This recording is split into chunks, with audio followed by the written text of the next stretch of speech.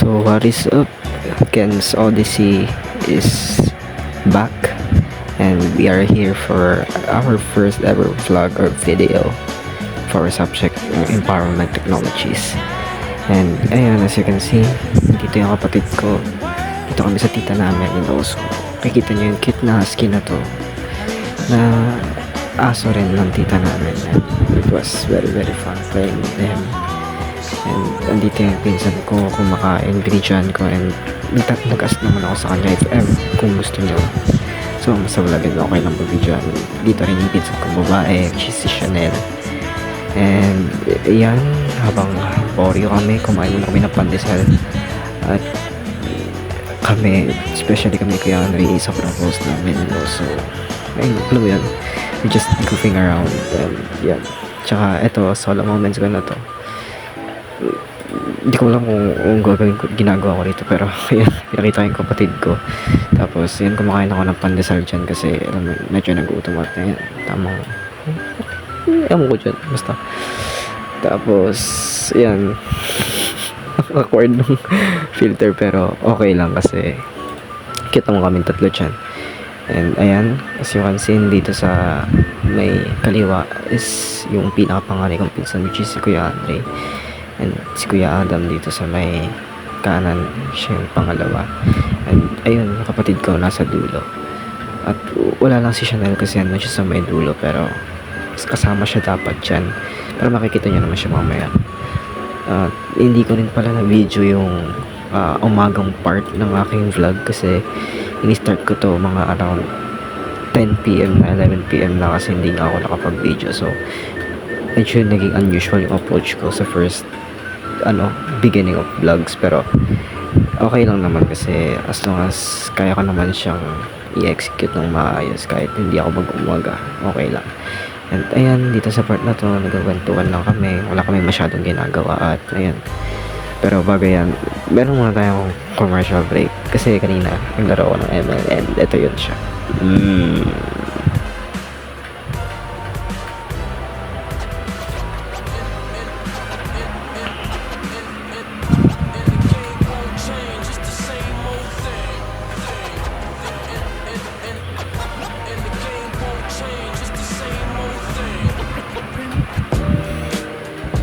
Going back, ayan, tapos na ang ating munting patalastas.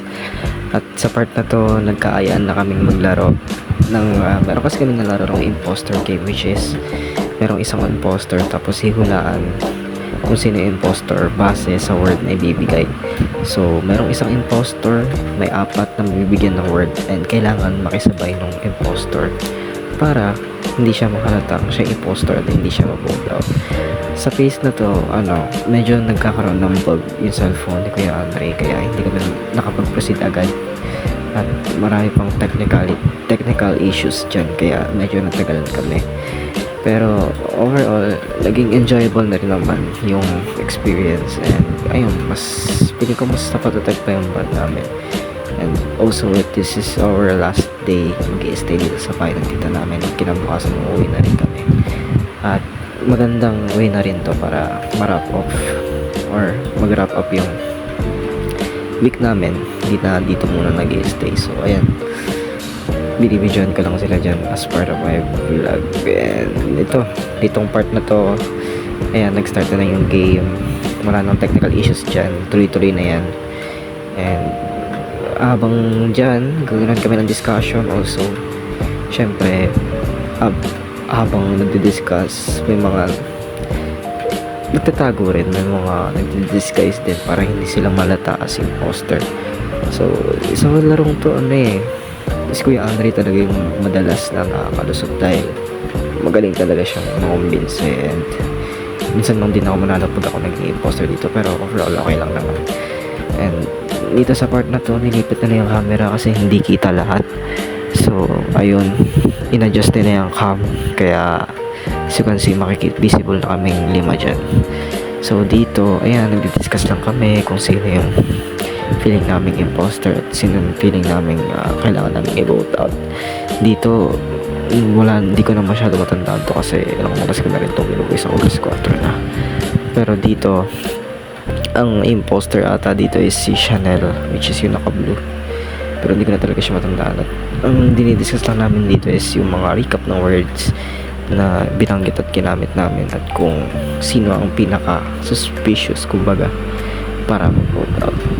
Sa larong din to feeling ko okay rin siya for us to grow our bond even more kasi sa ganitong paraan lang, alam mo yun, nagkakaroon kami ng interaction and also hindi nagiging boring at hindi nagiging gadget centric yung pag-i-stay namin dito. Kaya thankful ako kasi yan, kasama ko sila and also nakaisip din, matataba din yung utak ng mga kasama ko makaisip ng ganitong laro. At actually last few days pa namin ito nilalaro, ilang araw na rin kami puyat kakalaro ng larong to, kaya sobrang saya talaga ng pag-stay namin dito. At unfortunately last day na nga kasi uuwi ng Pangasinan yung si Kuya Adam nandiyan sa unahan tsaka yung family niya, kaya hindi na kami pwede mag-stay dito. So ayun, yan, nag-discuss lang kami dyan.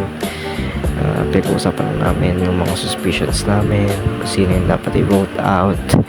And as the game progresses, nagiging mainit pero hindi naman to the point na magkakaroon ng tampuan. At after ng larong yan, tinry naman namin yung next game pero hindi ko na siya na-videoan. So ito yung aftermath. After nung laro, almost 2 hours din kami naglaro. So ayan, nag-toothbrush na ako dyan para makapag voice over na. And inayos ko na rin yung sarili ko. Ayan, toothbrush na, labas lahat ng dumi sa ngipin.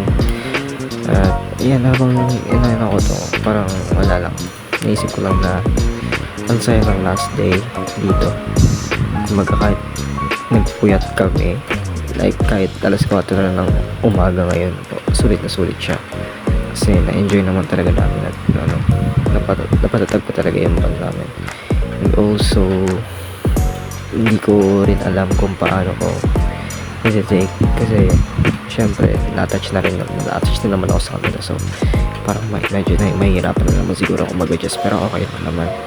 And ayan, toothbrush lang ako dyan kasi feeling ko hindi ko kayang mabuhay na isang araw na hindi ako toothbrush honestly. So ayan, toothbrush ako, tapos maghihilamos na rin ako dyan para makapag-prepare ng umiga at makapagpahinga na dahil sobrang late na talaga niya. Naabutan na nga kami ng tito namin and ayun, hilamos, naabutan na kami ng tito namin and ayun, after niya nag-mirror shot or what video na ako para makapagpaalam na sa inyo. And ayun lang na for today.